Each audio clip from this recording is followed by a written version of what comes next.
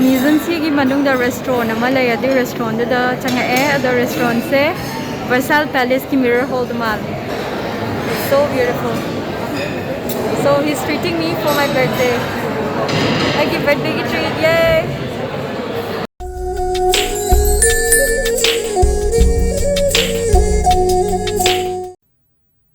Hi, bonjour from Paris. I November month se I kanone birthday matne ado asengdi I birthday sin 110 da oibane de 10 sida kaishu celebrate tauge na su khan gi de ado I gi husband na nungai trama le I kem ta hai da da magi I gi birthday no to magi joining that oiba magi thabak anau bagi adu da kai haini I smon da kaino yum hong do hong jin taubaga kai haini akhoi Thabak se chit mandana I said hi driver birthday tawi ko ade bit chu yaudre chahi se yam jalla adi bit yaude juni ko birthday kari birthday anura kanda adu juna tawgidre ado ma se nungai trama le adu juna ngasi se kaino da swada museum apha apha bhaja ba chu yam leiba ko ada kaino sida museum sigi manung sida akhoi gi palace manba Palace manu akhoi Versailles gi mirror hall gumbudo adumaina manba restaurant ama laye aduda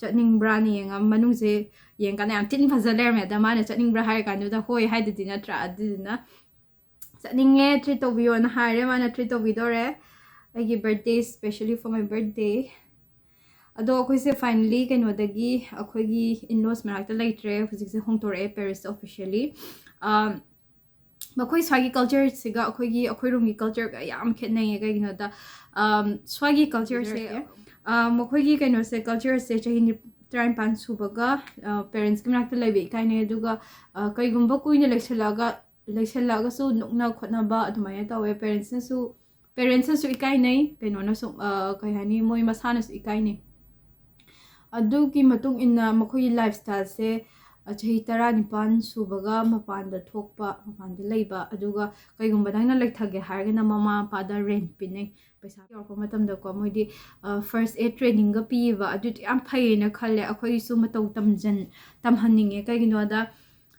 akhoi India Manipur to khro India gi accident ama thokpada phone ama pairaga kaino taweba video namdu yahana taweba khambra kaino chakjillaga help tawbagi assistance ki idea do leitabanina pressure pi ga da ba du khot ga da ba do mo khoida wakhal do leite adumaina mi gi punsi kyama matam chana kan hoba ya matang oibase adumaina kan bangam da ba kaya amasu neba adu du nuaite du na first aid training gumba adumaina pb base 11 12 ta you know I think it's a very good idea.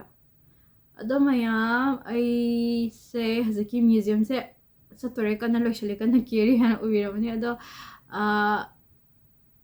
ayorago ina uchara ke ko ai video to ka gino lambi da ne iPhone puthoga lambi da number dam ki jaiba sai mina di Paris ka hekta hairaga kaino tawba yamna nam handing ba ado aina ne phone je puthoga number la asin hi da yamale hekta pakhat leva ko sai danger subway gumba laibidane khambra ai gi phone sa dum ai gi jacket manung da bag amuk yala ni bag manung sa dum hapsala isu puthokte aduga mathakta jacket amuk lele adujana ai se namgande hai tare aduga camera se puthoga mayam ma da kari ngang du nukta khangakta ba yamna conscious oibado ai se haitri bagi yamna nauri ba YouTube hang ba se aduna mayam sawi gano ai gi keno se boring kitang chiuradi ko ado ayoraga museum yoraga mayam do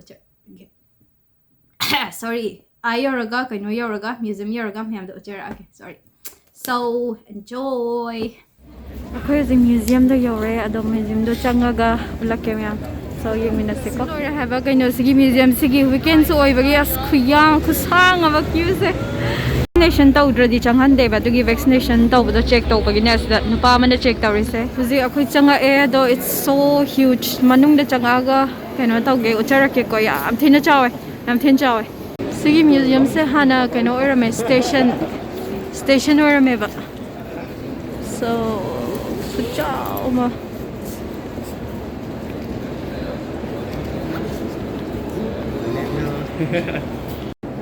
hello akhoi se Musée D'orsay da laye ada Musée D'orsay gi sculpture section da ne sigi sculpture me am da ucharake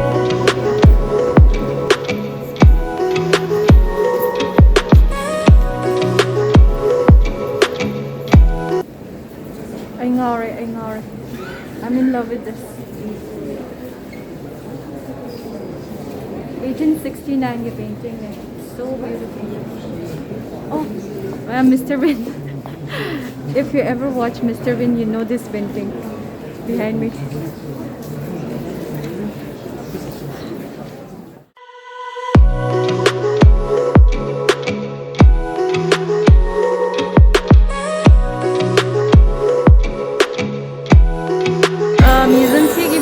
Restaurant ama lay adi restaurant da changa the restaurant se Versailles Palace ki mirror hall mal.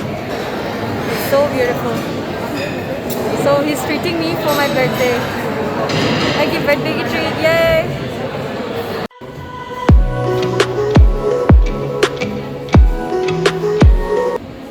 Mapandagi view na sibaw da phazar sina di manung changa di kyam phazar mani na tra. So yun mirror hall ka chama na Versailles Palace ki. Show you. Pause amare.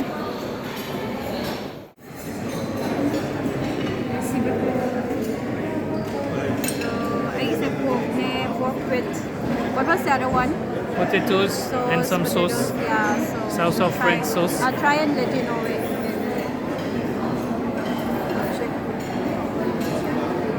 It's very hard. It's pork ribs, that's why I was trying to cut the ribs, and with the sauce it tastes like ratatouille. Yeah. It's very yummy. It's not bad. One minute. I'll try the sauce. It's yummy for me.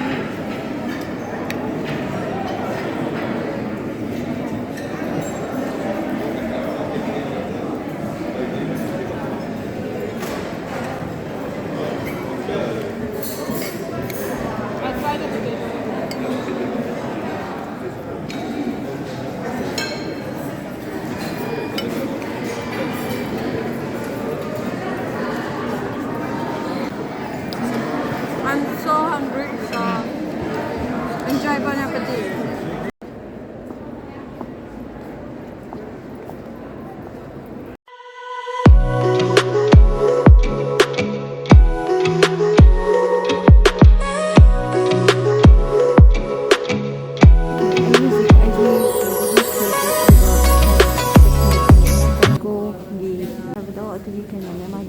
Section ne ado magi yamna famous oiba keno starry night to ai manis the lace ne magi original painting ne yimbiyo ai starfish especially my C section je mi se khochin na mane asai dagi ngari ne line se photo nam ge na okay vengo se the light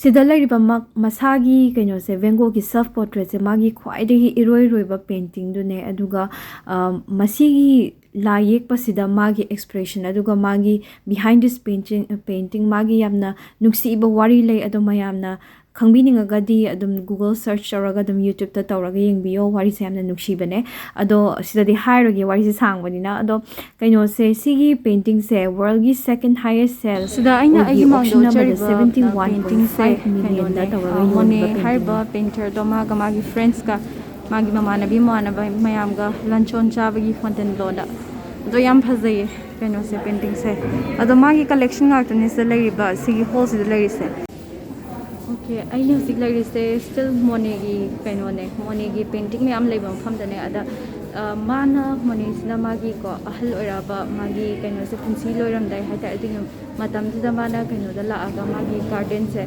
Magi Garden the lady was in Mana in painting Tawraga, paint Tawraga, in Tameva for other paintings in the Mama Samki Garden. I saw him my hello I smile painting Tawraga, I garden, I memories. It's one of my favorite. I'm Pazay. When is the I manning the Urise, Makagi, Kanogi, town, clock, the Sigi, city Sigi, clock there, upon Mapandagi, Tola, and the Sigi buildings, the Mantilla, town away, the young like it's a building Sigi Manung, the Vineva. So, I see maning the painting. She said Mola Rose Harvey from the Lihan han hawdorpada mokoina jagoi sagibagi maramne kainone matangni ko ada sigi painting se sida agi maningda pink laga saribana piece mogi one of the famous artists haitare akogi 1889 adaida moina jagoi saraga masagi painter sima samaksu yauraga moina kaino tawba habidi matamdugi moina kamana enjoy tawa haibada adu adine. So I'll show you the painting do still laire. So asigi nupi ma pink laga maya de sari jen April ko ba yamna phawba dancer haitare mola rose.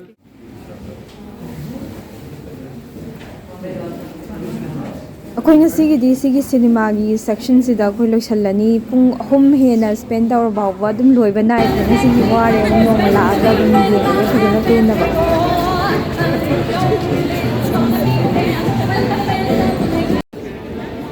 I'll just take the cafe and then we can go.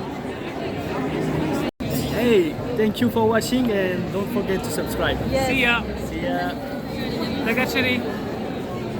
Thank you so much everyone for watching till the end. Anyway, take care. Bye bye.